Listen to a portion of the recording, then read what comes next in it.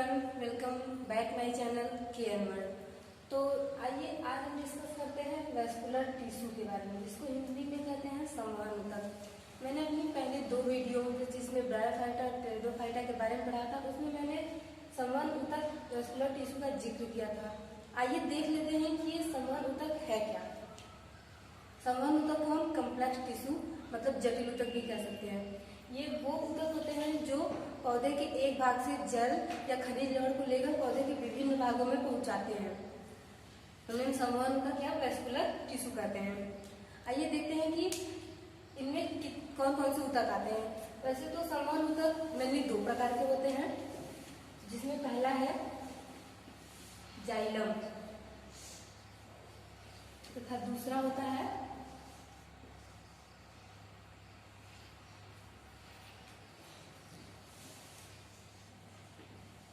Phloem. संवहन ऊतक में 2 भाग बनाता है, जाइलम और फ्लोएम। इसे हिंदी में दारू और इसे हिंदी में पोषवाहक कहते हैं। जो जाइलम होता है इसे हम जल संवहनी ऊतक कहते हैं। मतलब जाइलम जो है वो जल का संवहन करता है, जो जड़ से जल को लेकर पौधे के विभिन्न भागों में पहुंचाता है। जाइलम 4 कोशिकाओं से मिलकर बना होता है, जिसमें पहला है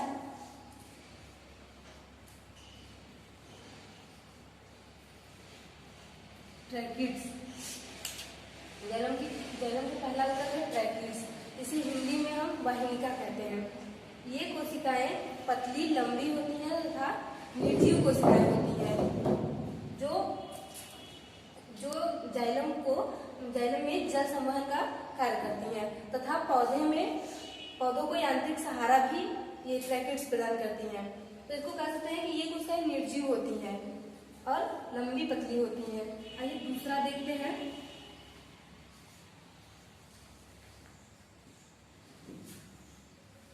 वेसल्स। इसे हिंदी में वाहिका कहते हैं। ये कोशिकाएं अनावृत बीजी में तथा टेरिडोफाइटा में अनुपस्थित होती हैं। ये कोशिकाएं जल संवहन का कार्य करती हैं। आइए जाइलम के तीसरे कोशिका के बारे में बात करते हैं। इसे कहते हैं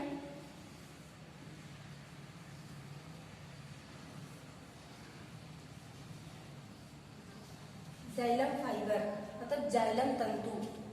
ये कोशिकाएं पौधों में सहारा तथा प्रत्यास्थता दोनों प्रदान करती हैं और जल संवहन का कार्य तो करती ही हैं। ये थी जाइलम की तीसरी कोशिका। आइए हम चौथी कोशिका को देखते हैं।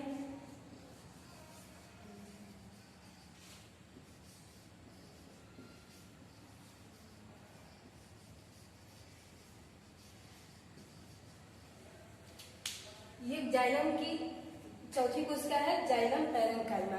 इसे हम हिंदी में कहते हैं जाइलम मृदु ऊतक। ये जाइलम की ऐसी कोशिका है जो एकमात्र जीवित कोशिका है और पौधों में जल संवहन का कार्य करती है। दोस्त इसमें ट्रैकिड्स के बारे में एक मेन चीज जान लेते हैं। जो जाइलम की ट्रैकिड्स कोशिका है ये टेरिडोफाइटा और अनावृत बीजी पौधों में जल संवहन का एकमात्र कार्य बस यही करती है। ट्रैकिड्स उसमें संवहन तो पाया तो जाता है, लेकिन जल संवहन का कार्य केवल ट्रैकिड्स करती हैं। तो जाइलम की चारों कोशिका के बारे में आपको समझ में आ गया होगा। आइए देखते हैं फ्लोएम के बारे में।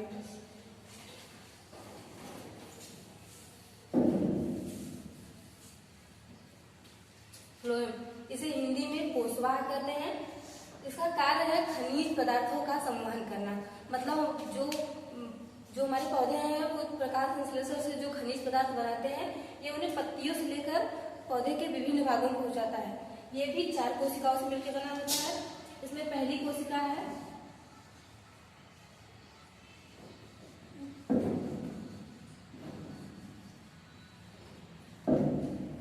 सीटी, क्षारणी नलिकाएं।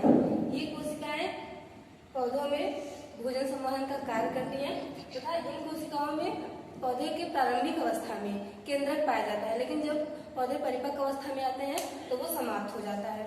तो ये तो था सीटी। आइए देखते हैं सेकेंड।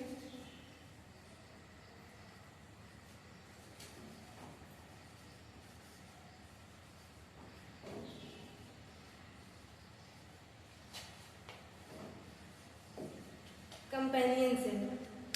दोस्त ये जो कोशिकाएं होती हैं ये अब यह अनावृत बीजी पौधे तथा टेरिडोफाइटा में अनुपस्थित होती हैं। ये कोशिकाएं भी हमें हमारे पौधों में खनिज लवण के संवहन का कार्य करती हैं। एक तीसरी कोशिका के बारे में देख लेते हैं।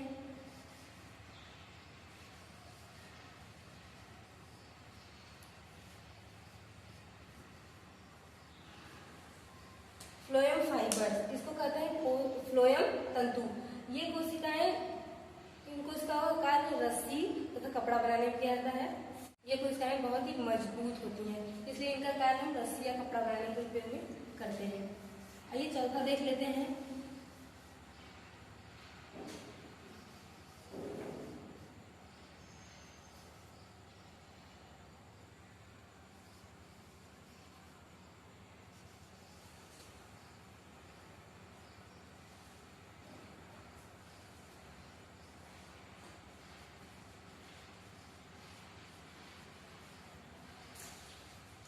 चौथा कोशिका है फ्लोएम पैरेन्काइमा, मतलब फ्लोएम मृदुतक। ये कोशिकाएं एकदम साधारण होती है, तब भोजन संवहन में ये फ्लोएम पौधों में भोजन संवहन का फ्लोएम में कार्य करती हैं तथा भोजन को संचय करके भी रखती हैं।